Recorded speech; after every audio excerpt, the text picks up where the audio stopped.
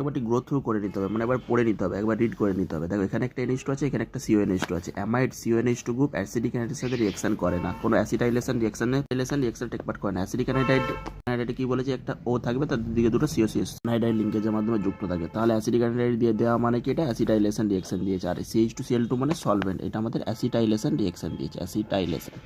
এবারে কি করবে, সবসময় এখানে এই গ্রুপটা আমাদের CONH2 কোনো দিন অ্যাসিটাইলেশন দেয় না। কে অ্যাসিটাইলেশন দেয়, কোনো যদি OH গ্রুপ পাও অ্যাসিডিক, সেটা দিবে আমাদের অ্যামিন দেবে NH2, বা তোমার যদি PH OH গ্রুপ থাকে, তাহলে এই তিনটে আমাদের থেকে দেয়। এই তিনটে হচ্ছে আমাদের এখানে অ্যাটাক করাবে তখন অ্যাসিডিক অ্যানাইডাইডে, ঠিক আছে। দিয়ে এবার CONH2, এবার CONH2 আমাদের দেবে না। তাহলে আমার দেখো NH2 যদি আমাদের এইটা নাই, তাহলে NH2 দুটো হাইড্রোজেন আছে আর COCH3, মানে অ্যাসিটাইলেশন করে দিলে। তারপর এখানে কি আছে, CONH2 আছে, ঠিক আছে। এবার এই যে অ্যাসিডিক প্রোটন N+ তো হবে না, তাহলে এটা আমাদের কী হয়ে যাবে, অ্যাসিডিক অ্যাসিড হয়ে যাবে। আর প্রোডাক্ট কী পাবো, আমি তোমাকে এটা আপলোড করে দিচ্ছি, এটা কোশ্চেনটা।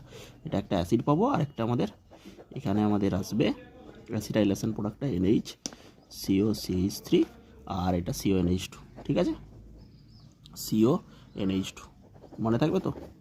এটা হচ্ছে প্রোডাক্ট, CO এটা কিটোন। IIT অ্যাডভান্সের প্রশ্ন, ঠিক আছে, অ্যাডভান্স।